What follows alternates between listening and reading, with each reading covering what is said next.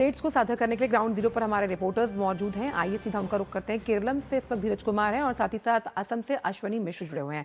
सबसे पहले धीरज का रुख करें। धीरज, आज प्रधानमंत्री की भी कई अहम कार्यक्रम हैं। अगर बात करें मिशन साउथ को लेकर, किस तरह से वहां पर जनता उत्साहित है प्रधानमंत्री को सुनने के लिए?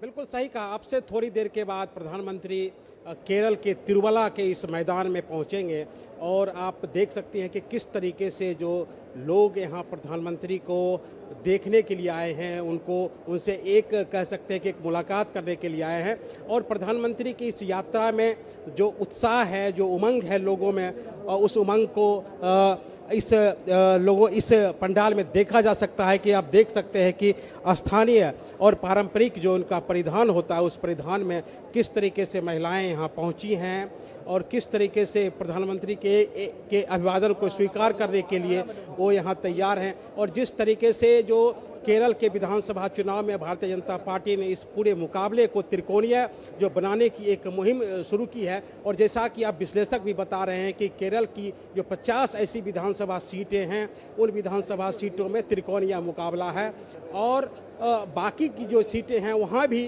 भारतीय जनता पार्टी जो कड़ा मुकाबला है उस मुकाबले में बनी हुई है। और जो अगर हम 2021 के चुनाव की ही हम बात कर लेते हैं आंचल, तो 2021 के चुनाव में जहां भारतीय जनता पार्टी ने अपना खाता भी नहीं खोल पाई थी, लेकिन इस बार के विधानसभा चुनाव में ऐसा लगता है कि भारतीय जनता पार्टी बड़े मुकाबले की तरफ, या कह सकते हैं कि केरल के चुनाव को दिलचस्प बनाने के मूड में जुटी हुई है। हालांकि 2021 के विधानसभा चुनाव में 7 ऐसी विधानसभा की सीटें थी जहां भारतीय जनता पार्टी दूसरी नंबर की पार्टी बनी थी, मतलब सेकंड पोजीशन पर रही थी। तो भारतीय जनता पार्टी की ये कोशिश होगी कि उन सीटों को जरूर जीता जाए जिस सीटों पर वो दूसरे नंबर पे आई थी। और जो सबसे बड़ा जो मसला है कि जिस तरीके से प्रधानमंत्री की यहाँ रैली हो रही है, हमने पलक्कड़ की रैली देखी, आज शाम में तिरुवनंतपुरम की रैली है और अभी तिरुवला की रैली है, और जिस तरीके से प्रधानमंत्री अपने कार्यकर्ताओं को संदेश दे रहे हैं कि पीछे नहीं हटना है, मुकाबले में डटे रहना है। और आप देख सकते हैं कि इस पंडाल की अगर हम बात कर ले तो काफी संख्या में देख सकते हैं कि स्थानीय परिधान में जो महिलाएं हैं वो पहुंची हुई हैं। अगर आप कहेंगे तो मैं कुछ महिलाओं से बात भी करूंगा तो कि वहाँ इतनी गर्मी में अगर वो यहाँ पे पहुंचे हैं और लगभग 2 घंटे का समय बीत चुका है, 2 घंटे से वो इंतजार कर रहे हैं प्रधानमंत्री के आगमन का, और वो घड़ी अब आने ही वाली है क्योंकि अब से थोड़ी ही देर के बाद जो प्रधानमंत्री यहाँ पे पहुंचने वाले हैं। आए हैं रैली में अहम कार्यक्रम है धीरज, और कई जो अलग दूसरे राज्य हैं जहां पर विधानसभा चुनाव होने वाले हैं वहां पर भी दिग्गज चुनावी ताल ठोकते हुए नजर आ रहे हैं। सीधे रुख करते हैं असम से अश्वनी मिश्र जुड़े हुए हैं।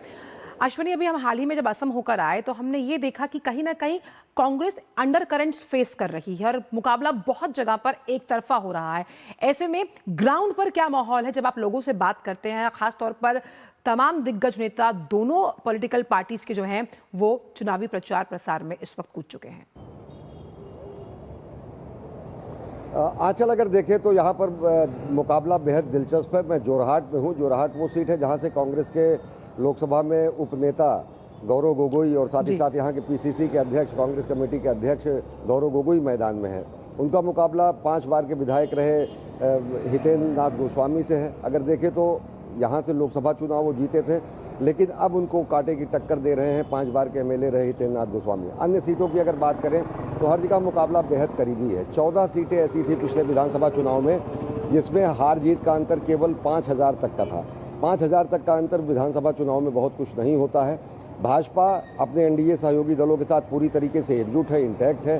भाजपा, असम गण परिषद और बोडोलैंड पीपुल्स फ्रंट, इनकी सीट शेयरिंग भी बहुत पहले क्लियर हो चुकी थी। इनमें किसी तरीके का कोई मतभेद नहीं रहा। हर प्रत्याशी अपने अपने विधानसभा चुनाव में समय रहते ही प्रचार के लिए पहुंच गया। लेकिन वही कांग्रेस को अगर देखें तो कांग्रेस को विधानसभा चुनाव शुरू होने के पहले से ही झटके लगने शुरू हुए।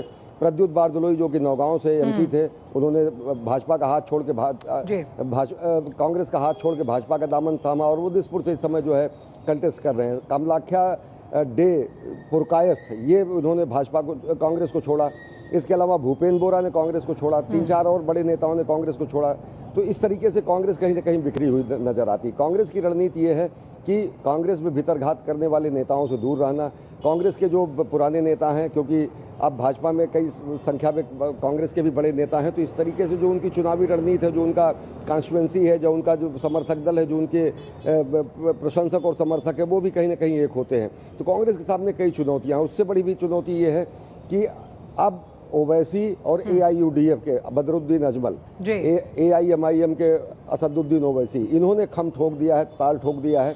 ओवैसी पहुंच चुके हैं। जब गुवाहाटी और अन्य इलाकों में वो रैलियां करते हैं तो लाखों की भीड़ में अल्पसंख्यक की भीड़ जुड़ती है और वहाँ पर जो नारे लगते हैं, मियाँ जिंदाबाद के नारे। और मियाँ मैं बता दूँ, वो स्थानीय यहाँ के भारतीय मुस्लिम नहीं है। मियाँ यहाँ पर असम में उन मुसलमानों को कहा जाता है जो बांग्लादेश से 70 के दशक में पूर्वी पाकिस्तान के बांग्लादेश के उदय के समय वहाँ से बड़ी संख्या में आए और यहाँ की उन्होंने डेमोग्राफी चेंज कर दी।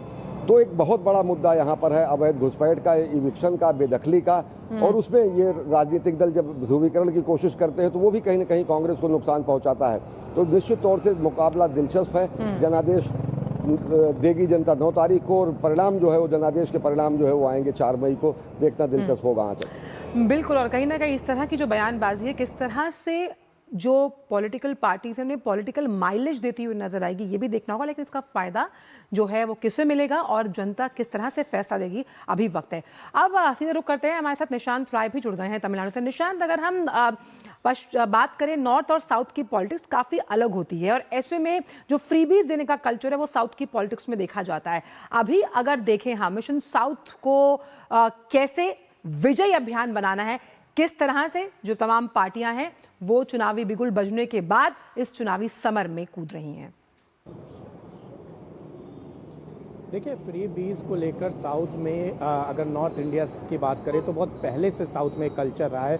और इस बार भी तमाम राजनीतिक दलों की, चाहे DMK की बात करें या DMK की बात करें, तो फ्री बीज की कई सारी घोषणाएं नज़र आ रही हैं। टीवी फ्रीज से लेकर तमाम चीज़ें बांटने की बात कही जा रही है। लेकिन सबसे अहम हो जाता है कि इस बार साउथ के जो राजनीतिक दल है, अगर सत्तारूढ़ DMK की बात करें तो कांग्रेस के साथ गठबंधन में है, अपोजिशन में AIDMK की बात करें तो BJP के साथ गठबंधन में है, साथ में विजय जैसे एक्टर ने नई पार्टी बनाई है, चुनावी राजनीति में आए हैं। इसके अलावा भी अन्य निर्दलियों ने जो है एक तरीके से सत्तारूढ़ और विपक्ष दोनों के होश पाख्ता किए हुए हैं, क्योंकि तमिलनाडु की सियासत इस समय पूरी तरीके से त्रिकोणीय नजर आ रही है। एक बड़ी वजह और सामने निकल कर आ रही है, सीटों के बंटवारे को लेकर चाहे DMK और कांग्रेस में भी नाराजगी देखने को मिली थी, वहीं दूसरी तरफ अन्य जो गठबंधन है उनमें भी कुछ इस तरीके की नाराजगी सीटों के बंटवारे को देखने हुए मिल रही है। और सबसे बड़ी बात है कि इस बार तमिलनाडु में 6 करोड़ वोटर टोटल हैं और उसमें से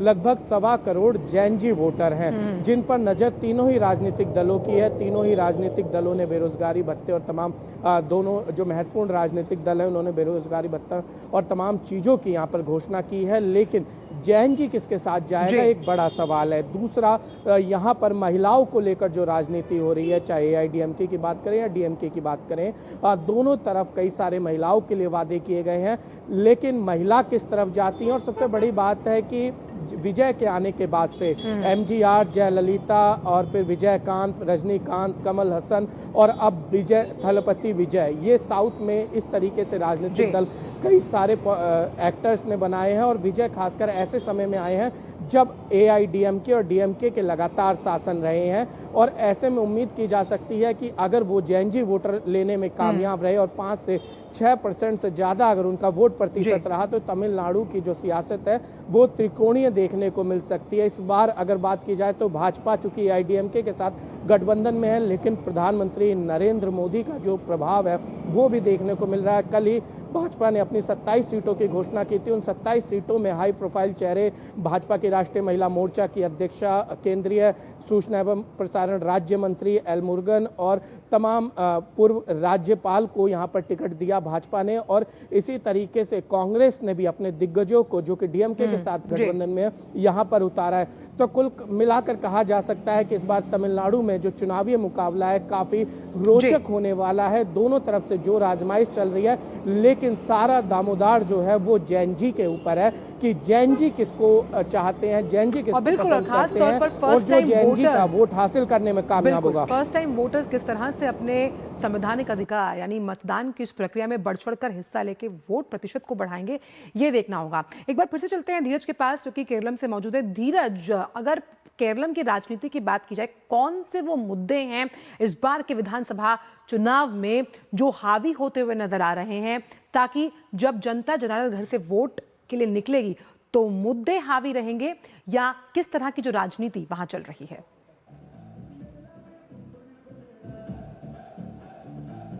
देखिए, अगर केरल की बात कर ले तो यहाँ का जो सबसे बड़ा जो चुनावी मुद्दा है वो यहाँ का माइग्रेशन है।